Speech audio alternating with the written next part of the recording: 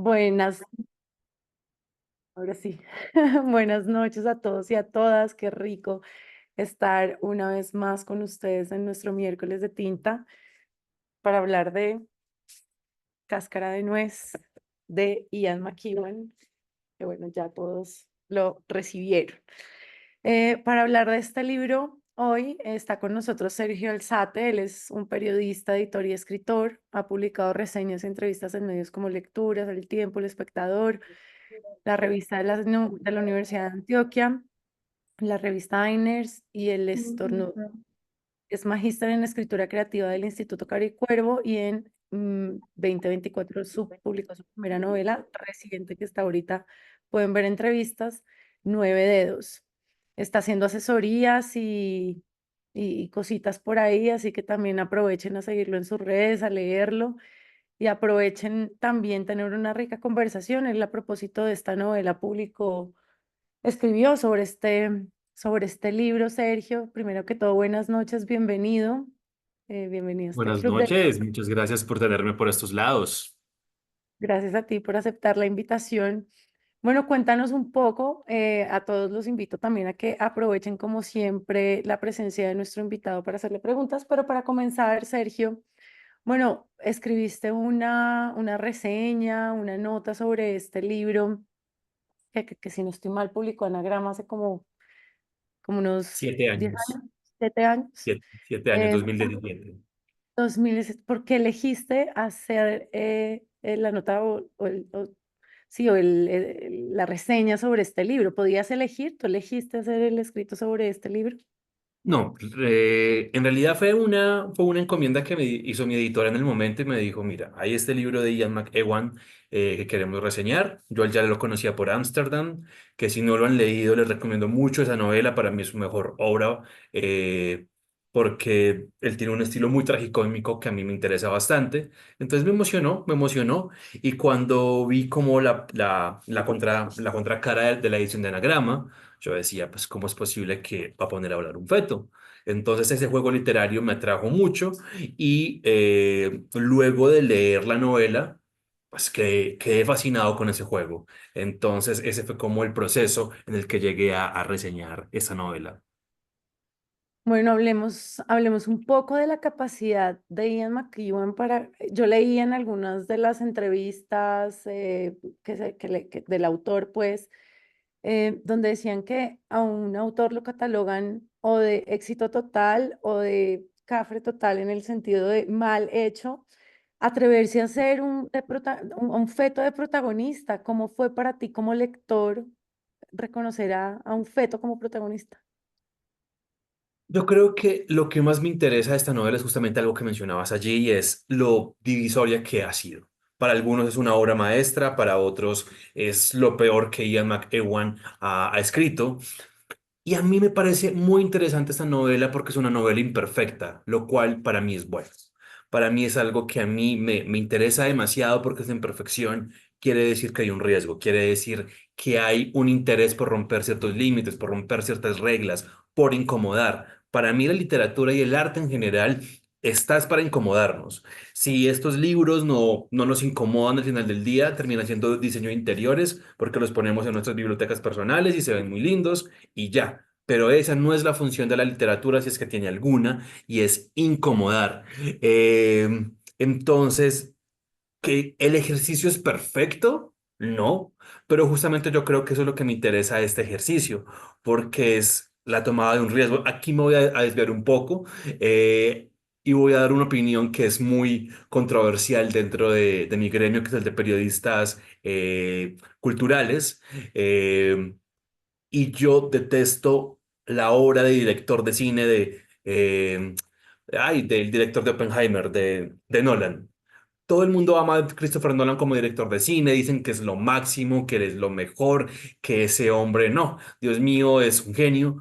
Y a mí no me gusta la obra de Nolan porque es demasiado perfecta. Él es un director de cine que no deja ni un milímetro para que la persona que ve una de sus películas pueda hacerse preguntas y pueda hacerle preguntas a la obra.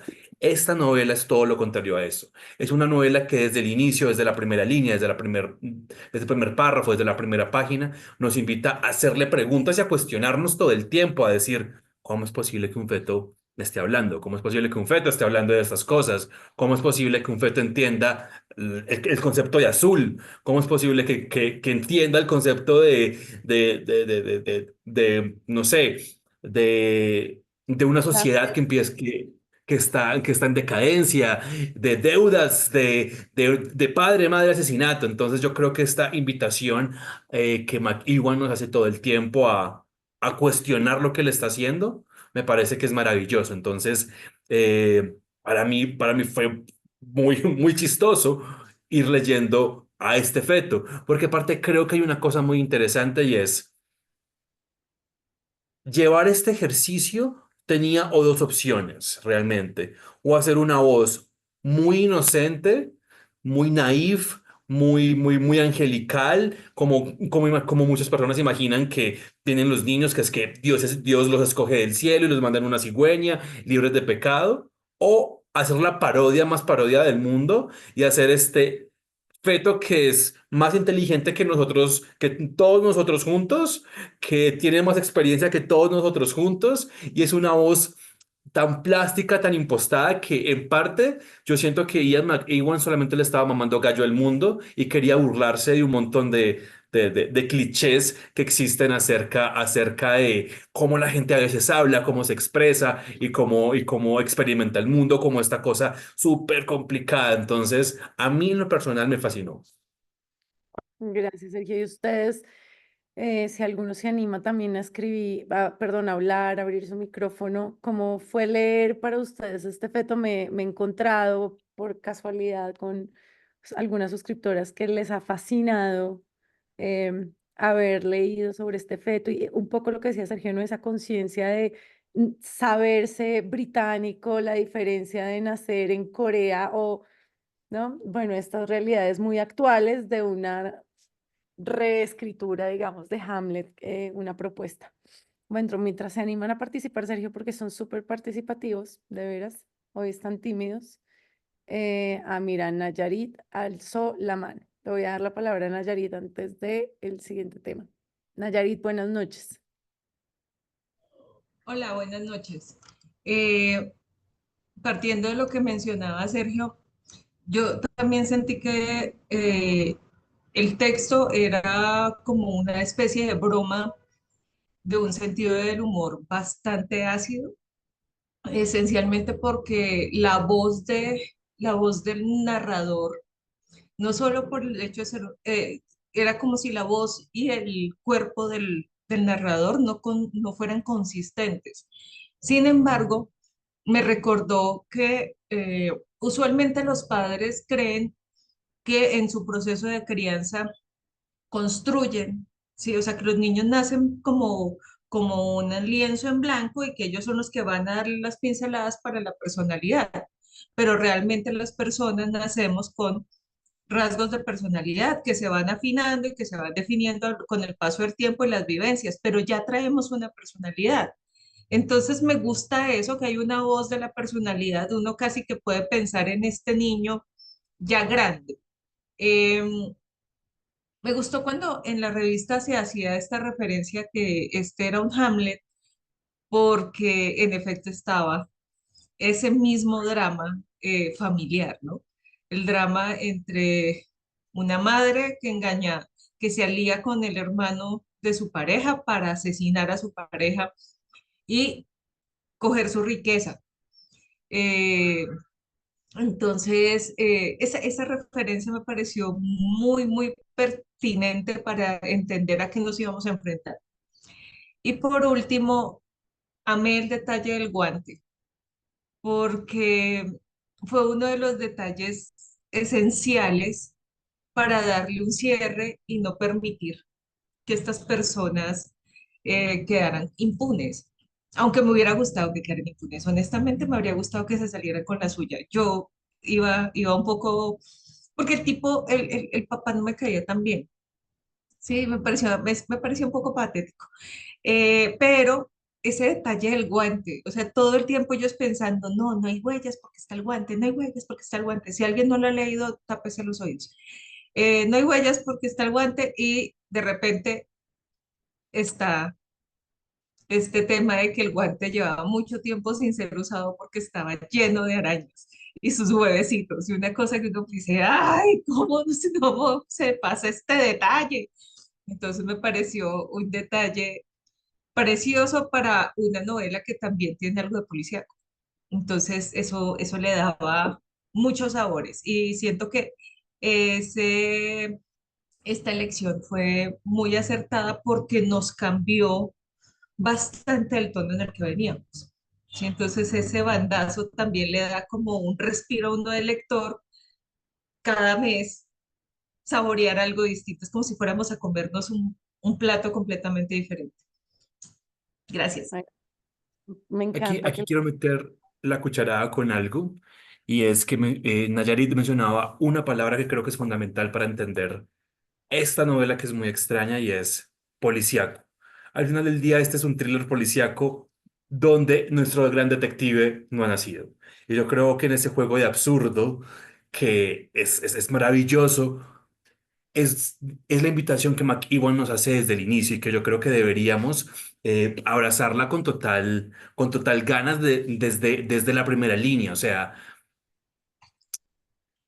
esta novela es una invitación del autor a que dejemos de creer o de pensar muchas vainas. O sea, y yo creo que, que esta es una crítica a un estilo literario que en las últimas décadas se ha vuelto muy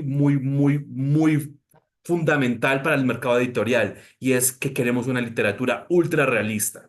Queremos que la literatura va casi que copie paso a paso lo que la realidad hace, lo que la realidad dice, lo que la realidad evoca. Entonces, en ese sentido, a mí me parece fundamental una novela como esta, que no es original. O sea, no es como que esto nunca antes haya pasado. Es una reescritura de Hamlet, como bien se ha señalado, pero incluso la escritora chilena Yamela Altit tiene una novela donde también la voz la tiene un feto. Entonces, digamos que probablemente ese ejercicio se ha replicado en idiomas que ni siquiera conocemos. Probablemente, yo ahorita lo pensaba, como debe haber una novela narrada hasta por un espermatozoide en algún país del que no sabemos. Pero lo interesante aquí es la manera en que McEwan nos invita a dejar de pensar que la literatura tiene que ser una copia uno a uno de la realidad, y en ese sentido pone a que un feto investigue un thriller. Y yo creo que eso es algo maravilloso. gracias, Sergio. Juan Pablo, Hola, es la primera vez que participo en este encuentro. Ya he leído varios libros que han enviado, pero es la primera vez que logro participar en un encuentro. Eh, a mí algo que me recordó mucho este libro, que asumo que no fue intencional, pero que me causó mucha gracia, me acuerdo mucho de la edición de Diego Muzio, el libro este del Ojo de Goliat, que en el anexo, en la entrevista, él decía como, no me gustan los libros que se escriben como hablamos, que va muy relacionado a este tema del realismo. Y yo leyendo este libro me imaginaba al autor burlándose de Diego mucho, como que, ah, bueno, ¿quieres algo teatral? ¿Quieres algo melodramático? Pues te doy lo más melodramático y rebuscado, y va a ser un feto hablando de vinos, que es algo completamente imposible que exista. Eh, y yo siento que para mí la interpretación que yo tuve mucho del libro fue, eh, a ver, sin conocer al autor, y es la primera vez que leo un libro de él, siento que tiene la misma versión que yo siento por las obras pretenciosas. Es decir, a mí no me gustan los libros pretenciosos. Me gustan los libros escritos bien y con un lenguaje que lo invita a uno a investigar, a conocer más el lenguaje, pero siento que hay una barrera que se pasa ya, en el que ya el libro es como el autor mirando por encima del hombro a la persona que lee, y eso no me gusta de un libro. Cuando detecto esto en un libro no me gusta. Y siento que este libro es una parodia de eso. Fue como cualquier persona que lea este libro va a sentirse y va a tener que buscar en un diccionario o en una referencia o en internet qué es tal vino, dónde queda tal lugar, qué es tal palabra. Porque hay algo que siempre nos hace sentir un poco inferiores en ese sentido. Y creo que me gustó mucho, que sentí que el libro era muy teatral. De pronto sin compararlo tanto con la televisión, pero yo me acuerdo que le contaba la historia a mi novia. Ella me decía, por un lado, hace mucho no te había tan emocionado con un libro, y por el otro, eso parece un culebrón, o sea, uno puede, leyendo en algún momento uno puede como escuchar la música que no escuchan las telenovelas, cuando cambian el plan y muestran al tío así con la cara y la reacción que tiene. Se siente mucho eso y eso me gustó mucho de este libro, que es algo que hace mucho no encontraba como en una obra que me entretuviera de esa manera, pero a la vez como me cuestionara algunas cosas y me hiciera pensar en muchas otras. Muchas gracias, Juan Pablo, y siempre bienvenido a charlar, a participar. Le voy a dar la palabra a Laura, pero quiero motivar a Lina para que nos cuente, a Lina Murillo, para que nos diga por qué no le gustó, porque también parece chévere escuchar por qué no y conversar sobre eso. Laura, hola. Gracias, Sandra. Hola a todos. Hola, Sergio. Gracias por acompañarnos. No tengo mucho que decir, solo quería decir que a mí la obra me encantó, pero no, digamos que la parte del feto no fue lo que me causó mayor inquietud. Digamos, yo sentí, listo, este es el estilo, este es el esquema y lo acepté. Me pareció muy chévere. De hecho, al principio hasta dije como, ay, ¿será que no va a pasar nada porque va a ser muy introspectivo? Y definitivamente no fue así. Pero lo que más me gustó fue que la obra empieza a presentar los elementos despacito y sutil y uno está todo feliz leyendo y de repente es como, ¿qué? ¿Qué? ¿Cómo así? Y todo es caos y todo es crisis cuando uno no se lo esperaba. Entonces me gustó mucho, lo que más me gustó fue como ese efecto sorpresivo a lo largo de toda la obra, porque uno cuando empieza no tiene idea del caos en el que se va a meter, ni siquiera sabe que va a ser un thriller ni una como todo detectivesco y ver qué va a pasar. Entonces eso fue lo que más disfruté. Digamos que esa visión desde el feto me parecía muy interesante. A veces decía como, ay, ¿será que el bebé sí podría entender todo eso? Pero lo tomé por el lado un poquito fantástico. De igual cualquier cosa es posible si un escritor se lo propone. Y me gustó mucho. Entonces creo que eso fue lo que más disfruté, como la sorpresa y sufrí mucho también con el libro porque decía, ¿qué va a pasar con este pobre bebé si logra nacer? ¿Qué tipo de vida va a tener? Y ningún personaje me gustó, los odiaba a todos, menos al bebé. Pero creo que eso era parte de eso, ¿no? Que lo mantenía como interesante, como spicy. Entonces, bueno, esa fue como mi experiencia con el libro, pero me fascinó, gran recomendación, lo disfruté muchísimo. Muchas gracias a ti, Laura. Sergio, mientras más se animan a participar, hablemos un Ujú. poco de la traición, del engaño, también del sentido moral y de la culpa que nos plantea esta novela.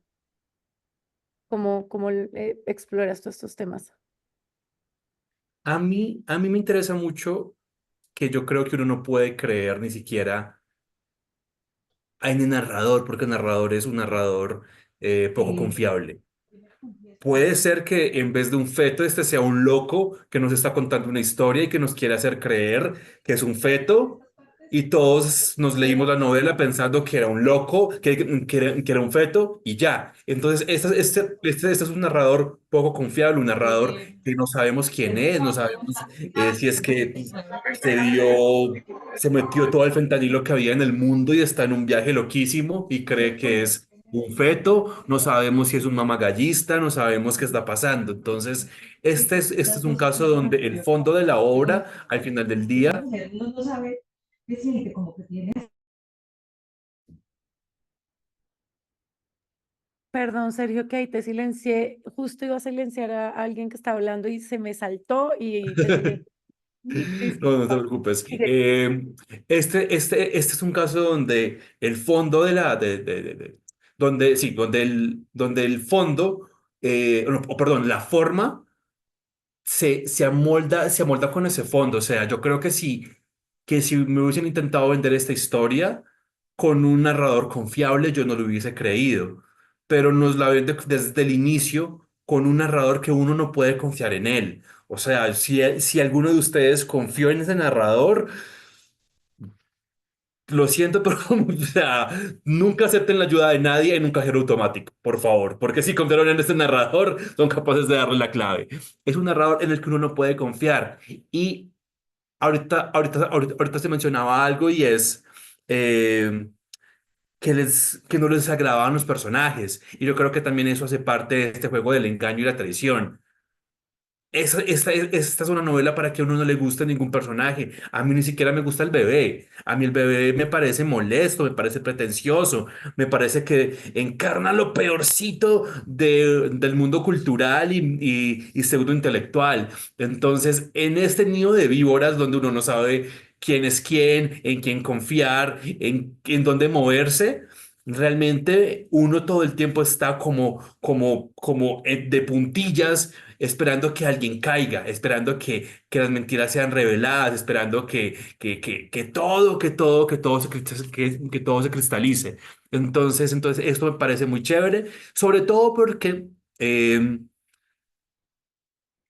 al ser esto una reescritura moderna de Hamlet, ya sabemos qué va a pasar. O sea, ya sabemos qué va a suceder, ya sabemos cuál va a ser la tensión. Entonces yo creo que aquí McEwan fue muy inteligente y fue, pues no voy a generar una intriga superflua donde voy a dar vueltas en el mismo lugar cuando la gente ya sabe qué va a suceder, sino que expongamos el engaño. Y yo creo que al exponer todas sus cartas de este engaño, hace más interesante la historia, donde McEwan hubiese construido como un elemento súper secreto y todo, donde no sabemos quién hizo qué, hubiese sido aburrido. En cambio, en esta forma de narrar tan abiertamente el engaño, siento que se consigue un efecto literario muy bacano. Ven, porque es tan enriquecedor la lectura de otros, porque a mí me hubieran robado, de hecho casi me roban un cajero tal cual, así en un viaje, yo le creí al feto. Yo me sumergí en esa historia que me iba contando y le creí. Carmen Cecilia Quintero, bienvenida, tienes la palabra. Buenas noches. Bueno, a pesar de que Sergio dice que no es un narrador confiable, creo que nos presenta muchas facetas buenas y malas de lo que somos los seres humanos.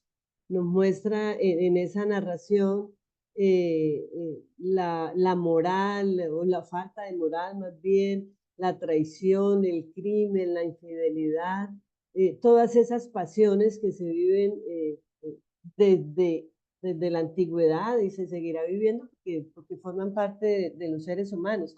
Me llama la atención también la comparación que hace este bebé entre el papá y el tío, la conciencia que tiene de decir mi papá en alguna página, creo que en la página 21 dice, mi papá es un hombretón, o sea, habla del papá, en cambio compara al tío como que nunca ha inventado nada, como que es un agente inmobiliario que solo es bueno para hacer plata, y esa comparación que en algún momento dice, o sea, cómo mi mamá se prefiere a mi tío que solo sabe hacer plata en vez de mi papá que es poeta. O sea, esa comparación, ese juicio, eh, eh, a mí no me han robado, Sandra, en un cajero, pero me pudieran robar si ese es el criterio de Sergio, porque yo sí, el narrador me gustó porque muestra lo que somos y me gustó la comparación y en el fondo el deseo, o sea, en algunas partes el deseo que tiene todo niño y que es normal de que sus papás estén juntos. Sí, ese anhelo o sea, pienso que son muchas cosas humanas eh, eh, en esa narración. Muchas gracias, Carmen. Solo por cuña no me robaron, pero por la persona en la que iba al lado que desconfía de todo y de todo el mundo. Pero es muy interesante la comparación que ahí nos pone Sergio. Ahí seguía Rafael. Rafael, buenas noches. Hola, buenas noches. Bueno, yo sí quería decir que, por ejemplo, con este libro me pasa que me gustó, pero a la vez hay cosas que no me gustaron del todo. De los que hemos leído acá en el Club del Libro de Tinta, creo que es el libro más original. O sea, la escritura, todo lo que nos proponen es muy original, poner al autor como este feto. Pero ya cuando yo acepté ya como la idea, porque es todo un proceso, sentí que es todo un proceso uno aceptar de que el narrador es un feto en el vientre de una madre. Es que a veces me imaginé inclusive al feto chiquito escribiendo en una máquina de escribir miniaturas, que eran elementos muy abstractos. Pero ya cuando uno cuando asimilé como la idea y adopté la idea de que sí, listo, el feto es el narrador, ya como que la historia no fue como tan bien estructurada, es que es más, se veía de verdad como si fuera una obra de teatro. La escena, por ejemplo, en la que envenenan al papá, o sea, me pareció demasiado teatresca, inclusive cuando hacen el brindis y que no se lo toma y que la mujer trata de que se lo tome y como ese juego me pareció algo como muy teatral. Entonces, como que ese desarrollo casi como que me faltó como más desarrollo como de los personajes, no sé, como más complejidad, porque en realidad lo que más llamaba la atención del libro, lo que me pareció es el hecho de cómo se está narrando, de que el bebé es el que nos está narrando la historia. Entonces, eso fue lo que me gustó, pero no me gustó, fue como que le faltó como más desarrollo, no sé. Pero, pues, al final de cuentas, lo que más llama la atención es eso. El libro es básicamente el hecho de que el bebé es el que nos está contando la historia, pero en sí, pues, la historia es muy sencilla, me parece. Gracias. ¿Quieres decir algo sobre eso, Sergio? Sí, Rafael mencionaba algo que yo creo que es muy interesante y esta es una historia sencilla. Al final del día, todo el artificio de que esto haya sido narrado por un feto, todo como esta primera impresión de plasticidad y todo, es un thriller de los de siempre. Es una historia de traición de las de siempre. Es un culebrón de los de siempre. Esto es una historia que no pretende, al final del día, reinventar la rueda, sino que nos presenta otro modelo de la rueda y ahí nosotros como lectores y lectoras decidimos si nos vamos por esa rueda o no nos vamos por ella. Pero yo creo que esto es muy interesante porque al final del día rompe una concepción que está obsoleta desde hace mucho y es la concepción de la originalidad.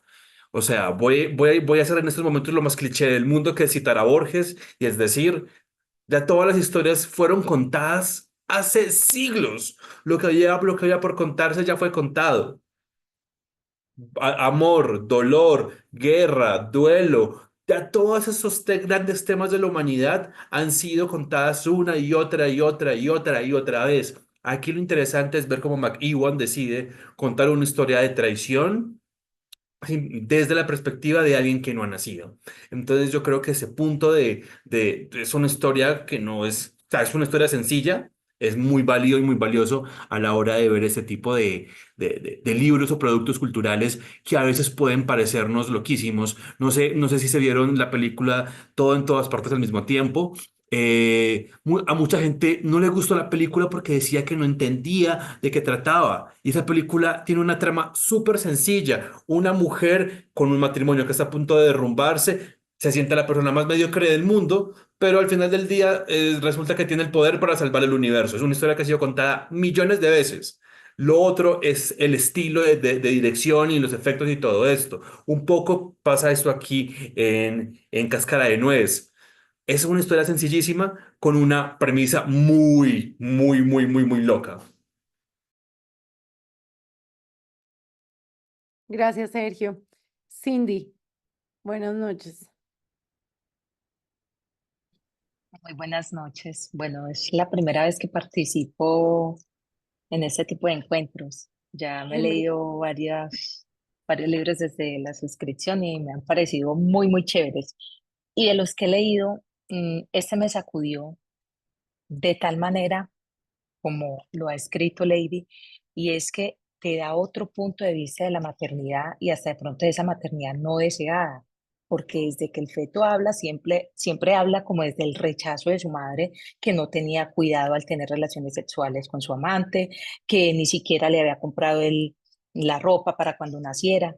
Entonces, como que te sacude de lo que normalmente o en la generalidad de las personas creen que es la maternidad, que cuando sale embarazada la mujer, entonces quiere inmediatamente a su hijo y ya cambia su forma de pensar y dice, voy para adelante con él. Ella no, ella ni siquiera le importaba. Entonces, como que dice, no, salgas de ya lo establecido, que todo lo materno es romántico y todo es amor. No es así. Hay personas que definitivamente, aunque no se dijo explícitamente, no quieren estar en esa situación o si lo están, pues les da igual. Entonces, como que te sacude en cuanto al tema de la maternidad. Y otra cosa eh, que yo sí quería que quedara impune, y no solamente impune, sino que la historia trascendiera a después del nacimiento, porque él nació e inmediatamente se cortó la historia, todo paró. Entonces te deja como, ¿y qué pasa? ¿Qué pasa si ella no quería el bebé y ya nació y entonces los dos en la cárcel? ¿Qué va a pasar con ese bebé? Casi que es la muerte de ese bebé el mismo día del nacimiento de él. Entonces, porque ya no vas a saber más de ese bebé, entonces casi que ya murió en la historia y murió en todo. Entonces te queda como la inconformidad de una no continuidad, pero a la vez como de tú misma inventarte qué es lo que sigue más de ahí. Entonces te pone a imaginar, listo, nació, se llevan a la mujer a la cárcel, al hombre a la cárcel, este bebé posiblemente lo den a otra familia, pero ya vienen con todos esos conocimientos y esos traumas desde el estómago, entonces será un posible amante, un posible asesino, le quedará todos esos traumas en la cabeza, ¿qué pasará de ahí? Fue fascinante y a la misma vez te deja sacudido e inconforme. Gracias, Cindy. Lina Murillo.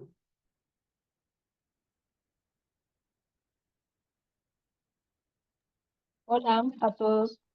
Yo, bueno, no me Hola. gusta ser un poco la voz disidente, Está bien, por pero favor. Yo te invité a que lo dijeras. sí, sí, o sea, el libro no me gustó nada, pero entonces, bueno, aquí más o menos organicé un poco mis argumentos. Todos los personajes los odié, sobre todo al feto, el que más odié de todos. Es misógino, tiene un montón de cosas que no me gustaron, o sea, digamos que para mí la novela está muy bien escrita, pero la historia como tal a mí no me dio, digamos, como ese goce estético que me dan me han dado otros libros.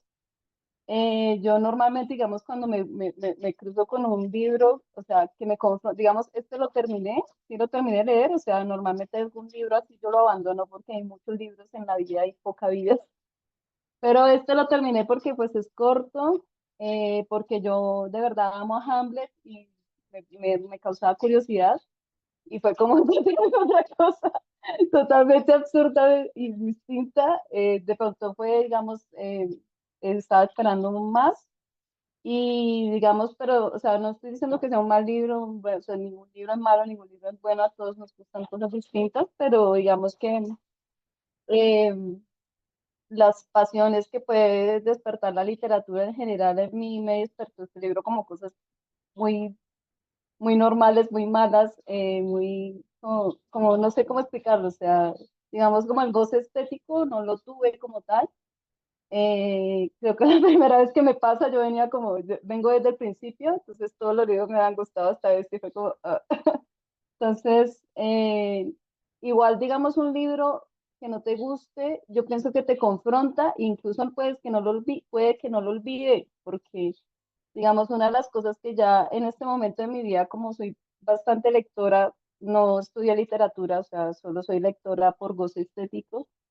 eh, yo pienso que se me van ya olvidando muchos libros que leo y libros que de pronto pude haber disfrutado y creo que este no se me va a olvidar porque no lo disfruté. Pero bueno, esto está bien también que, digamos, la literatura nos confronte y la literatura nos haga, no sé, pues pensar no siempre en el goce como tal, sino otro tipo de cosas. No sé si me hice entender, yo casi no me gusta hablar en público. Gracias. Claro que sí, Lina, claro que sí. Sergio, yo te veía así, así. Estoy segura Bueno, de que uno agradezco que hayan voces disidentes. Usualmente a mí me gusta tener ese papel en la vida, de llevar la contraria un poco y de decir, así algo me guste, buscar argumentos para argumentar a los que también les gustaron. Yo creo que es que cuando hay consenso total sobre una obra, me parece sospechoso.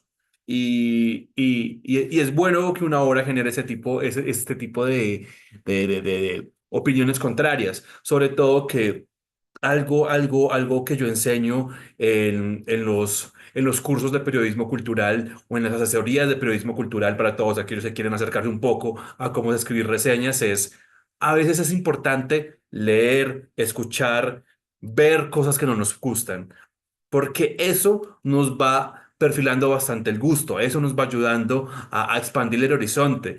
Entonces, Lina seguramente ya sabe que en el futuro, cuando se enfrente a una obra similar, ya va a tener más argumentos de por qué no le gusta ese tipo de obras, por qué no le gusta ese tipo de narrador o ese tipo de camino estético. Entonces yo creo que al final del día es una obra que como tú bien lo decías, no se te va a olvidar, porque fue un disgusto en un gusto.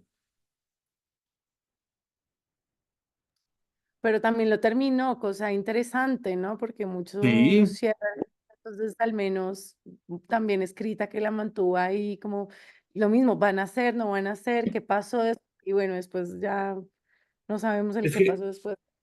es que para uno decir que algo no le gusta, uno tiene que pasar por la tortura de verlo, escucharlo o leerlo. Yo fui a ver Oppenheimer únicamente para poder criticar esa película y decir no me gusta para nada. Y fueron casi 3 horas de mi vida que perdí. Ugh, nunca más vuelvo a cometer el error de ver esa película, pero para poder criticarla tenía que verla. Aquí que siempre escriben, bueno, Lady, me gustó el papel materno, ya lo habían mencionado. Este libro es maravilloso, perdón que Hay entre una cosa, hace... hay una cosa sobre esta novela, y yo creo que hay que tener en cuenta el humor británico, que es muy particular. Yo me sentía viendo una película de los Monty Pythons en todo momento, porque así son los Pythons, y una cosa absurda que en la época de Jesucristo había una nave espacial que lo lleva, o sea, hay un montón de vainas que no tienen lógica, pero un poco así es la cultura británica. Así es como ellos han concebido mucho de su literatura, de su cine, de su teatro, de su música. Shakespeare en su momento fue un poco romper con las reglas establecidas y presentar un absurdo para la época en la que él vivió. Entonces, esto de una u otra manera es parte de una tradición británica de un humor que a veces al resto del mundo le cuesta. No sé si han podido ver los documentales de Philomena Kong. Es también parte de esta tradición donde el humor británico a veces uno lo deja, pero es el humor más delicioso del mundo a mis ojos. Andrea,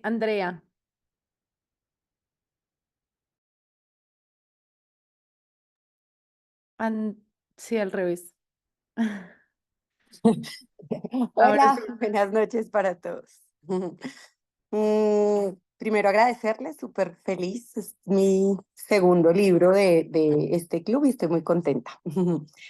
Me gustó mucho y quería compartirles como una sensación que me dio y es de esa cáscara de nuez.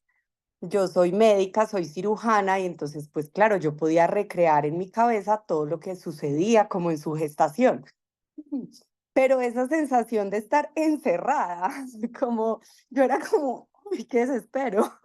Y también como que me parecía que era, de pronto ahorita lo decían ustedes, como que de pronto era como megalomaníaco, o sea, como que todo es, entonces el vino sabe no sé cómo, y el olor, y el moho de las escalas, bueno, no sé, pero como que describía con tal claridad que uno podía estar allá.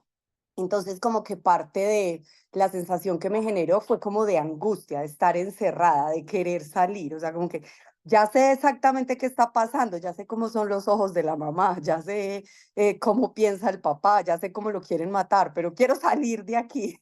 Entonces, esa como que me haya recreado esa sensación me pareció muy chévere y disfruté mucho. Y muchas figuras como literarias, como la forma en la que describía, por ejemplo, me pareció muy lindo que hablaba del matrimonio, que cuando se acababa, entonces se llevaba como el recuerdo de las cosas bonitas. Me pareció muy bonito como él hablaba como acerca de lo que fue el amor de sus papás, que ya no era, o sea, que ya se había olvidado, pero me pareció chévere esa parte que lo describía y cuando se describía a él mismo como un estoico, como un Buda sumergido, decía, inexpresivo, me pareció muy bonito, como la forma en la que utilizaba. Y lo que ahorita hablaba de que de pronto entender un poquito a los británicos, me pareció muy chévere porque era como esa concepción de mundo, porque cabía el mundo entero, o sea, cabía hablar de arte, de literatura, cabía hablar de música, cabía hablar de vinos, cabía hablar de medicina, de la gestación, o sea, todo en una sola cosa. Entonces lo disfruté. Gracias por la recomendación. Gracias, Andrea, y siempre bienvenida. Que sigas viniendo, digo, los miércoles de tinta. Nayarit,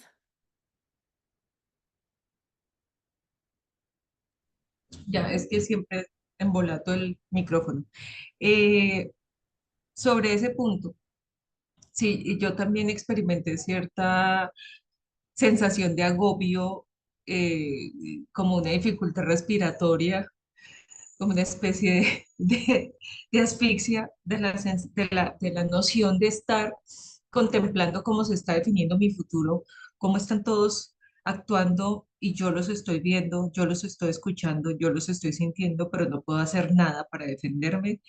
Eh, sentí que esas emociones las logró transmitir con independencia de si era creíble o no, pero sí se transmitieron esas angustias. Y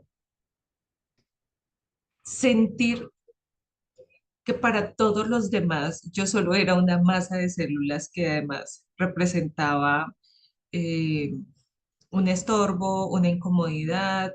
O sea, eso de no ser deseado, amado, anhelado, esperado, o sea, nadie lo estaba esperando, al punto que él estaba diciendo, pucha, ¿en qué momento me van a abortar? O sea, aquí estoy corriendo un riesgo, ¿en qué momento me van a matar? ¿Será que me van a matar? ¿Me van a matar a mí primero? Entonces, eso también me plantea muchas preguntas sobre la actualidad y cómo se viven las maternidades. Y, por ejemplo, esa gran brecha que se observa entre una maternidad planeada, programada, esperada, anhelada, con todo lo que uno tiene, y una maternidad que ocurre porque simplemente hubo una interacción sexual y ese fue el resultado. Y no tengo herramientas o escrúpulos o lo que sea para terminar el embarazo. Entonces, en ambos casos, ¿cómo lo experimentan las personas que están siendo gestadas? ¿Sí? ¿Cómo lo viven? Esas masas, esas células, esas agrupaciones de células que están dentro. Eh, y mientras tanto, este personaje en particular nos está mostrando que en esos escenarios también es posible ejercer unos soliloquios, hacer unas introspecciones, porque no tenemos más, ¿sí? Eh, probablemente nacemos más introvertidos y es el estímulo del mundo el que nos saca. O sea, los introvertidos casi que se conservan en su estado natural y los extrovertidos son personas que han sido afectadas por la experiencia. Eh, y cómo, o sea, pienso en la mujer, en las mujeres de la novela, en la visión que tiene el narrador sobre las mujeres, porque escogió este par de personajes, o sea, porque una mujer como Trudy o una mujer como la poeta de los búhos, ¿sí? Hay cuestiones ahí que dejan ver también cómo son las relaciones del narrador con la imagen femenina, con independencia de si nos parece o no misógino, chauvinista, lo que sea, sí es muy diciente que haya escogido estos dos arquetipos y no le diera como una sensibilidad mayor. ¿sí? Como una suavidad. Yo siento que estas mujeres son ambas muy bruscas en su delineación, es como si las hubieran hecho, como en un dibujo, si hubieran hecho con un carboncillo muy oscuro, pero sin tener mucho cuidado con el trazo. Entonces hay cosas que hay que son más grandes de lo que deberían ser, que no están muy proporcionadas y eso se nota. Gracias, Nayarit. Catalina, luego Nancy, luego María del Rosario. Hola, bueno, buenas noches. Es la primera vez que estoy en Tinta y bueno, tenía como expectativas. A mí el libro no me gustó tanto, soy de las voces que no les gustó tanto, pero igual me lo terminé y pues sí me generó muchas expectativas, lo cual es bueno porque a uno puede no gustarle el libro, pero pues si le genera expectativas, pues ya hizo algo en uno, ¿no? Y eso es lo chévere de leer.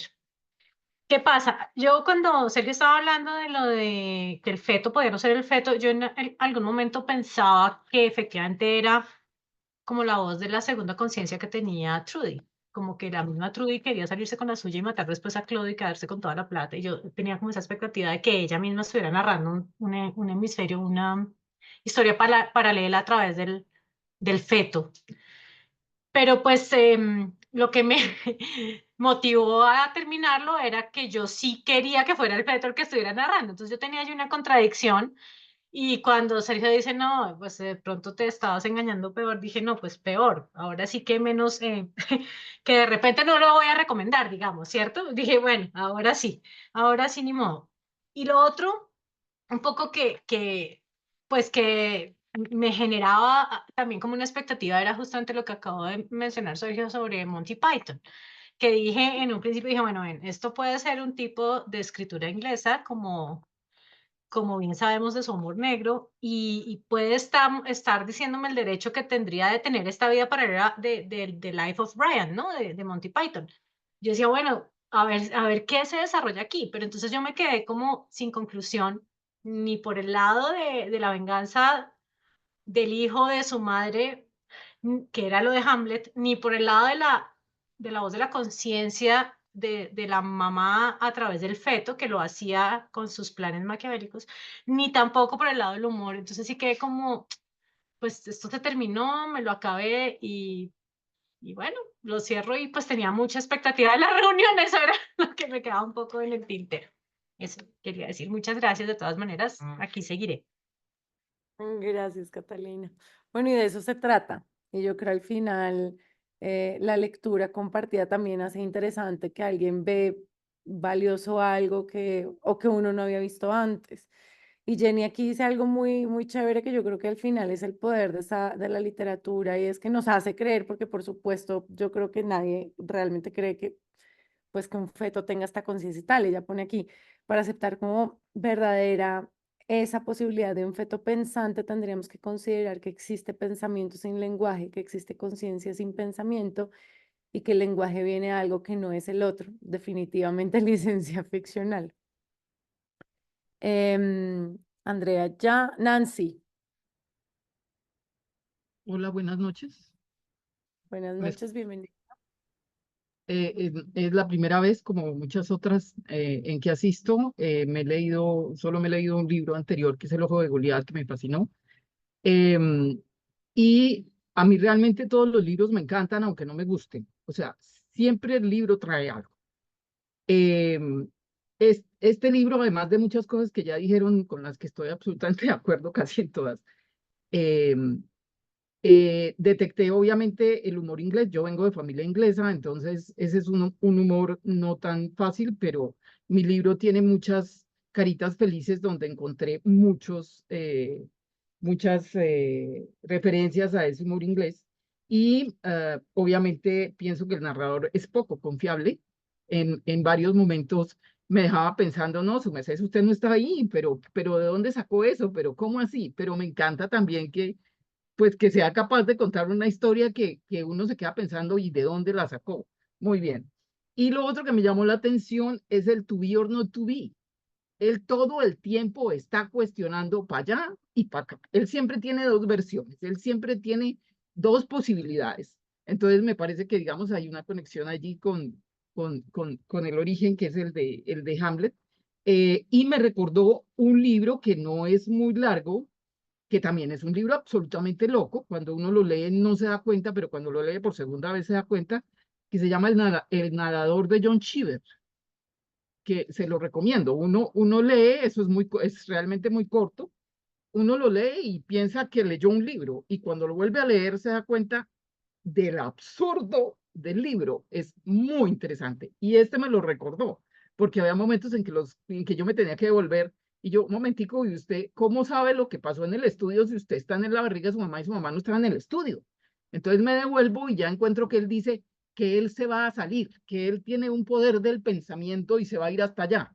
Entonces, no, es encantador. Yo me disfruto todos los libros, me gusten o no me gusten, porque todos los libros tienen cosas, todos los autores tienen formas y digamos, el placer, el amor que le tengo a los libros hace que siempre encuentre algo, así sea para criticarlo, porque también tengo en particular un libro que jamás recomendaría, que me lo leí de cabo a rabo, que es de Moshfegh, que es el apellido de ella, Otessa Moshfegh, que se llama Un año de descanso y relajación o algo así.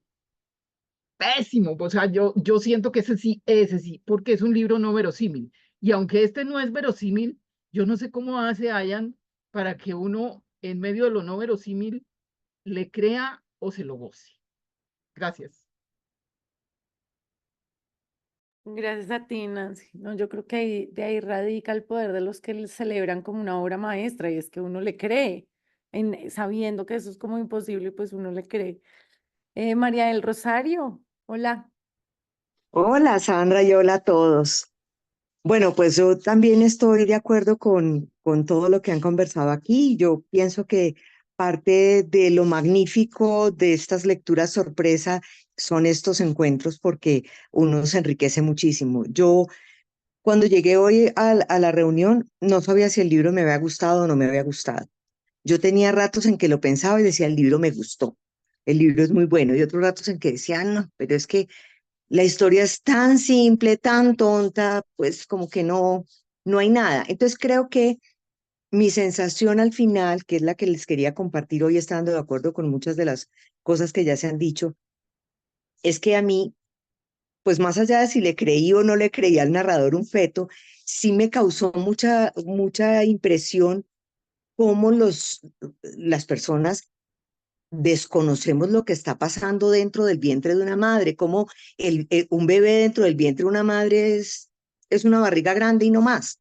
O sea, como yo no me atrevería a decir si de verdad él puede sentir todo lo que el narrador dijo en la novela que sentía, y si puede ver todo y sentir el olor y todo, pero sí me llamó la atención que uno pasa la vida, tiene un embarazo completo y puede pasar los 9 meses sin tener ninguna conciencia de qué está pasando adentro.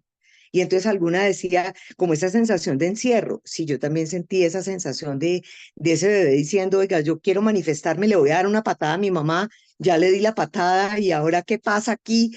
Sí, entonces digamos que lo pensé mucho es desde lo que todos pasamos por alto de lo que puede estar pasando un bebé dentro de un vientre, sin querer decir que le creo 100% y que el bebé era capaz de identificar todas las cosas que estaban pasando hasta lo del cuarto de enseguida, lo que fuera, pero esa fue como mi sensación al final, porque la historia pues es una historia 1000 veces contada y es una historia que termina como que, oiga, tan obvia. Pero si le quiero rescatar algo al libro es eso, es que me hizo pensar en cuánto podemos nosotros pasar por alto de lo que está pasando en el vientre de una madre.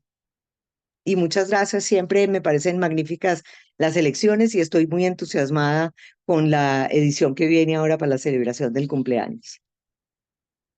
Ay, qué bueno, son dos, ¿no? Porque, bueno, es que no, claro, eso está en la editorial del que viene, es que, bueno, ya es spoiler, como no sabíamos si celebrar septiembre o octubre, hemos decidido celebrar los 2 meses, entonces van a recibir sorpresas ambos meses. Dos grandes libros.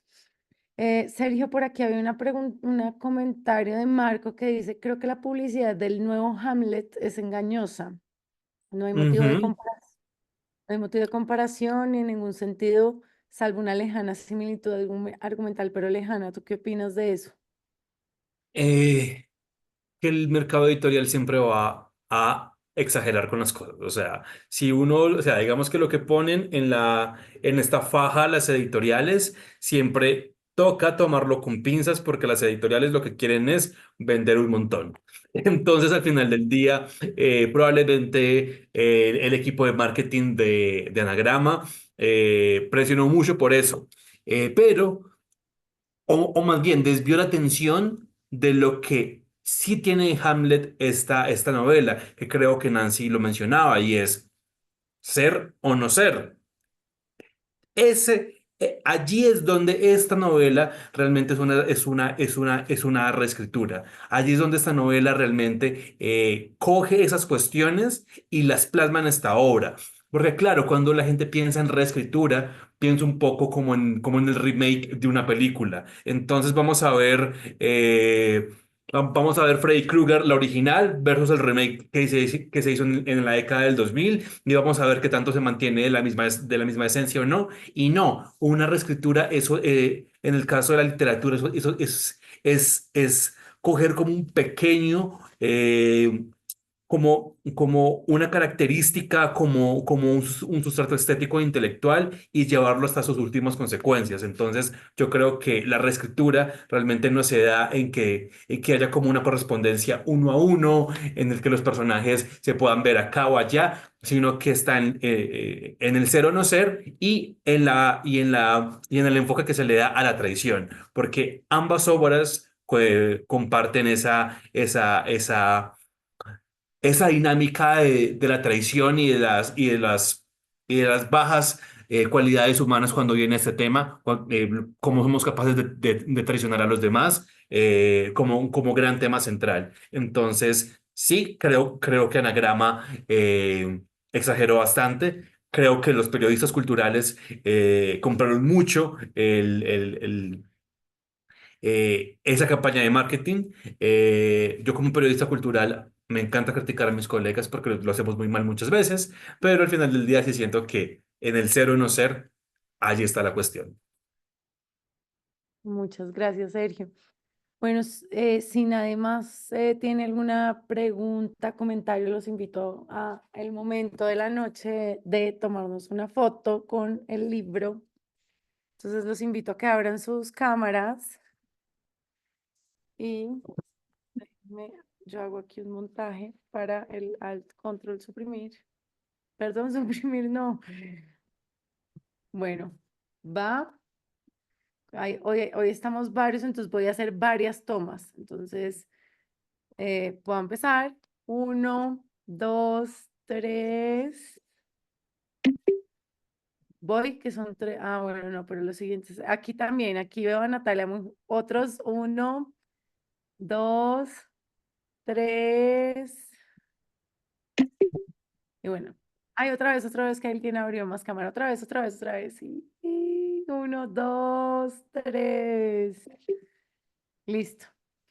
Bueno, pues no siendo más, les agradezco a todos ustedes, pues estamos muy conmovidos aquí de tener un año de existencia porque pues existimos gracias a ustedes, crecemos con el voz a voz, disfruten, sigan disfrutando de estos encuentros, de estas lecturas que prometemos seguir navegando por otros territorios literarios y explorar todo el mundo literario posible.